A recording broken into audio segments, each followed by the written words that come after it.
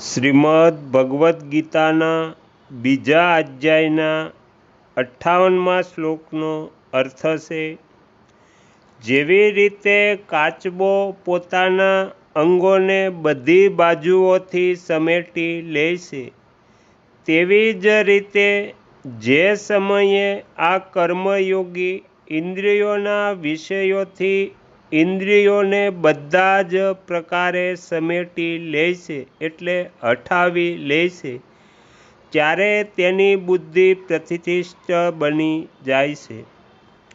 અહીં કાચબાનું દ્રષ્ટાંત આપવાનું તાત્પર્ય છે કે જ્યારે કાચબો ચાલે છે ત્યારે તેના 6 અંગો દેખાય છે, 4 પગ, 1 પૂંછડી અને 1 મસ્તક.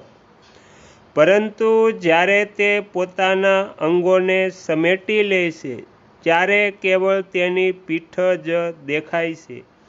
એવી જ રીતે સ્થિતપ્રજ્ઞ 5 ઇન્દ્રિયો અને 1 મન, આ 6ને પોતપોતાના વિષયોથી હઠાવી લે છે.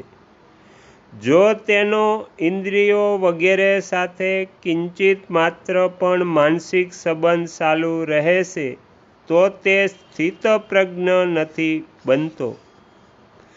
તે સ્થિતપ્રજ્ઞ વિષયોથી ઇન્દ્રિયોનો ઉપસંહાર કરી લે છે, અર્થાત તે મનથી પણ વિષયોનું ચિંતન નથી કરતો.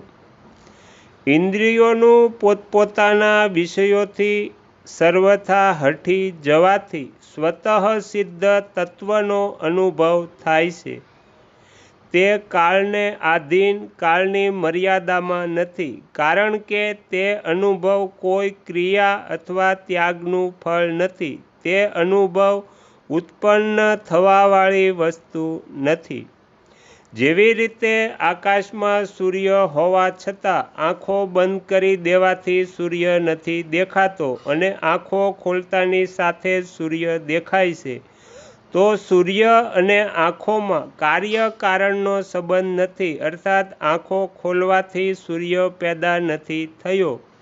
સૂર્ય તો પહેલેથી જેવો હતો તેવો જ છે. આંખો બંધ કરતાં પહેલાં પણ સૂર્ય તેવો જ છે અને આંખો બંધ કર્યા પછી પણ સૂર્ય તેવો જ છે.